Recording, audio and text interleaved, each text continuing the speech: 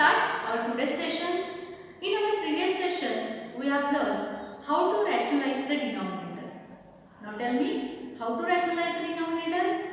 What is meant by rationalization of denominator? In rationalization of denominator, we convert the fraction in equivalent fraction in which denominator is rational. We have to convert the fraction in the equivalent expression in which denominator contains a rational fraction. Okay. So in today's session, we are going to solve exercise 1.5. First example is classify the following numbers as rational or irrational. Okay students. Now in previous session, we have learned rational numbers and irrational numbers. How to identify rational numbers and irrational numbers. All of you know that decimal expansion of rational number is terminating, non-terminating, recurring, and decimal expansion of irrational number is non-terminating and non-recurring. So remember this thing and classify the following numbers as rational or irrational. So let us take one by one here. First is 2 minus root 5. Now look at here. 2 is a rational number, but root 5 is an irrational number. So 2 minus root 5 is also an irrational number. We have learned this, how it will be irrational. Okay, do you remember this? As 2 is rational and root 5 is an irrational number, addition of or subtraction of these two numbers is also an irrational number. So here first number is irrational. Irrational number. Next one, 3 plus square root of 23 minus square root of 23. Now here, look at here, plus root 23 minus root 23. So here, plus and minus will cancel and remains only 3. Now 3 is a rational number. So therefore, it is a rational number. It is a rational number. Now look at the third, 2 root 7 upon root 7. Now here root 7 and root 7 cancel from numerator and denominator. So remains only 2. And 2 is a, 2 is a rational number. So I can write here rational number. Okay students. Next one, 1 upon root 2. So all of you know that root 2 is an irrational number. So division of irrational number is also an irrational number. Since root 2 is an irrational number, 1 upon root 2 is also an irrational number. And what about this 2 pi? 2 pi, 2 is a rational number, but pi is an irrational number. So product of these 2 into pi is an irrational number. Why? Since pi is an irrational number. So these both numbers are irrational number. Okay, so I write here irrational number. Okay students, do you understand how to classify rationals or irrationals? Okay. Now the second question is simplify 3 plus root 3 into 2 plus root 3. That means here we multiply two brackets here. How it will be? So for this, first we multiply 3 with the second number or second bracket plus second number into second bracket. Like this, 3 in bracket 2 plus root 2 plus here root 3 into 2 plus root 2. Okay, first number of first bracket into the second bracket plus second number of the first bracket into the second bracket. So now multiplying 3 with this bracket, 3 into 2 is 6, 3 into root 2 is 3 root 2 plus root 3 into 2, it will be 2 root 3 plus root 3 into root 2, root 3 into root 2. So next step is 6 plus 3 root 2 plus 2 root 3 plus here root 3 into root 2. It can be written as root 6. Remember in previous session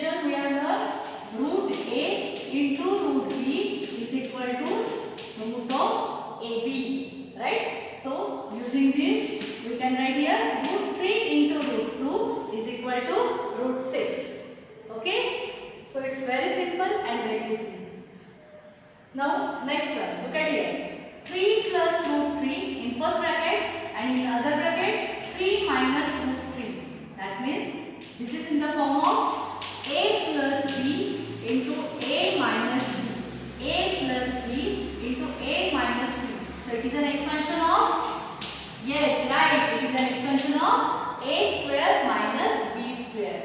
Here value of a is 3 and value of b is root 3. So using this expression we can write this as 3 square minus root 3 square, right? 3 square minus root 3 square. 3 square is 9 and root 3 square is 3. 9 minus 3 is 6. So answer is 6. Okay students, do you understand this? Okay. So here next simplification is square root of 5 plus root 2 bracket square. Root 5 plus root 2 bracket square. So here we use the formula a plus b bracket square. Now a plus b bracket square is equal to what? A square plus twice ab plus b square. Okay. Using this formula we can expand here. Here value of a is root 5 and value of b is root 2. So we can write this root 5 plus root 2 bracket square is equal to, okay, instead of a write root 5, instead of b write root 2. So that means here root 5 square plus 2 into root 5 into root 2 plus value of b is root 2, that is root 2 square. We can expand this as root 5 square plus 2 root 5 root 2 plus root 5 root 2 square. Now root 5 square is 5 plus 2 into root 5 into root 2, like this, root a into root b, which is root ab. So from this we can write root 5 into root 2 is, right, root 10 plus root 2 square, it is 2. Okay. So the answer will be here 5 plus 2, which is 7 plus root 10. 7 plus root 10. Now this is rational number or irrational? It is rational number or irrational? Okay, since root 10 is not a square of any number. So root 10 is an irrational number. Okay, or rational? Irrational. So this number is an irrational number. Okay. Now next one, fourth one, root 5 minus root 2 into root 5 plus root 2. Again this is same as a plus b into a minus b. Okay, a plus b into a minus b, which is equal to what? A square minus b square. Do you remember? A square minus b square. Like that is a plus b into a minus b. Okay. So it will be a square, that is root 5 square minus root 2 square. So root 5 square is 5 minus root 2 square is 2 and 5 minus 2 is 3. That means our answer is here 3. Okay. So all of you clear? Question number 2, simplification. Okay. Now the next question, question number 5. Rationalize the denominators. We have to rationalize the denominator. For this, we have to convert this fraction. Okay, we have to convert this fraction in equivalent fraction in which denominator is rational number. So here we want to replace this root 7 by rational number. For this, we have to multiply this fraction by root 7. Since we have know that root 7 into root 7 is 7 and 7 is a rational number. So that's why here we multiply this fraction with root 7 by numerator and denominator. Okay. So let us look here. 1 upon root 7 multiply with root 7 into root 7. Okay. So now 1 into root 7 is root 7 and root 7 into root 7 is 7. Okay. So now 7 is a rational number. So rationalization of this 1 upon root 7 is root 7 upon 7. Okay. It's very simple. Now look at the second here example. 1 upon root 7 minus root 6. Root 7 minus root multiply opposite term to numerator and denominator. We have to multiply opposite term of denominator to numerator and denominator. Now what is opposite term? Root 7 minus root 6. The opposite term of root 7 minus root 6 is root 7 plus root 6. We have to change only the middle side. Okay? If it is plus, then convert it into minus. If it is minus, then convert it into plus. That means we have to multiply opposite term into denominator by numerator and denominator. So here we have to multiply root 7 plus root 6. Right? Root 7 plus root 6. So look at here, 1 upon root 7 minus root 6. I am going to multiply root 7 plus root 6 upon here root 7 plus root 6. Both numerator and denominator. Okay. Now just multiply. 1 into root 7 plus root 6 is same. Root 7 plus root 6. Okay. But in denominator, look at here. A minus b into a plus b. A minus b into a plus b. So it is an expansion of a square minus b square. That means here we can write root 7 square minus root 6 square. Right? That means our answer is here square root of 7 plus root 6 divided by here root 7 square is 7. Root 6 square is 6, that is 7 minus 6 upon 1. And the 1 is a rational number. Okay? Do you understand this? Okay. Now, next one is 1 upon root 5 plus root 2. Now tell me, how to rationalize this number? We have to multiply? Yes? Very nice. We have to multiply opposite term in the denominator. So, opposite term of denominator is root 5 minus root 2. Right? Root 5 minus root 2. So, I can multiply here root 5 minus root 2 to numerator and denominator. Okay? Root 5 minus root 2 upon root 5 minus root 2. So, in denominator, 1 into this term. So, which is same term. Root 5 minus root 2. But in denominator, look at here. It is same as a plus b into a minus b. A plus b into a minus b. So, it is an expansion of a square minus b square. That is square root of 5 square minus root square. Now, root 5 square is 5. Root 2 square is 2. And 5 minus 2 is 3. So, final answer is root 5 minus root 2 upon 3. And 3 is a rational number.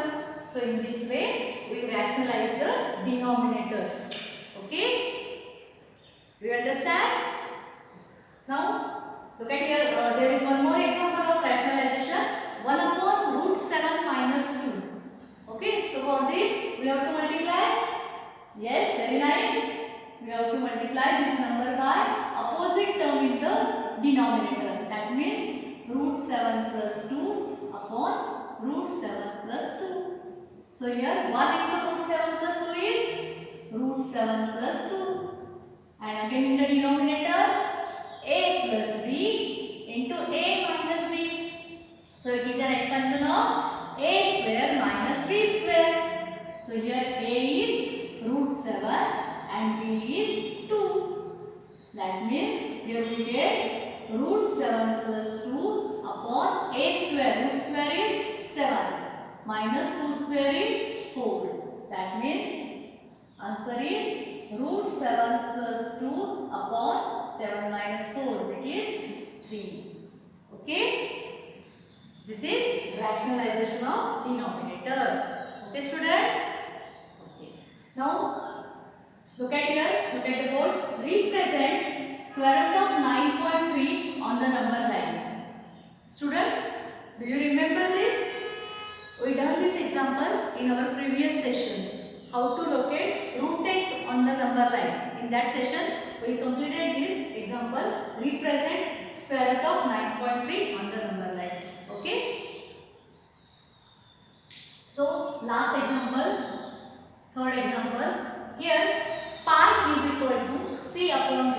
Okay, now value of pi will be calculated from c upon d, where c is the circumference of the circle and d is the diameter of the circle.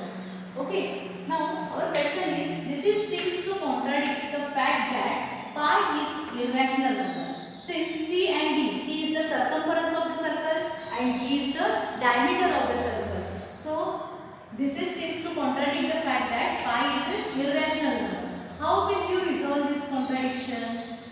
Okay, how will you resolve this contradiction? So look at here. When we measure the length with scale or any other device, okay, when we measure the length with scale, we only get an approximate value. Okay, we doesn't get a finite value or a definite value of this measure or this length. When we measure the length with scale, we only get an approximate value, and that's why C and D means circumference and diameter of the circles, both are irrational since we get an approximate value. Okay, therefore C upon D, since C upon D is an irrational number, C upon D is irrational number. Okay, hence pi is an irrational number. So thus there is no contradiction in saying that it is irrational number. Okay, C and D. C is the circumference of the circle, D is the diameter of the circle. And how we calculated pi? Pi is equal to C upon D. But both C and D are irrational number. Why they are irrational? Since we get approximate value when we measure the length with scale or any other device. Okay, so therefore both C upon D, we get this C upon D is an irrational number, and that's why pi is an irrational number. Okay, do you understand this? Okay, so with this we completed here exercise 1.5. So note down all the examples in your notebook. Okay, till then have a good day.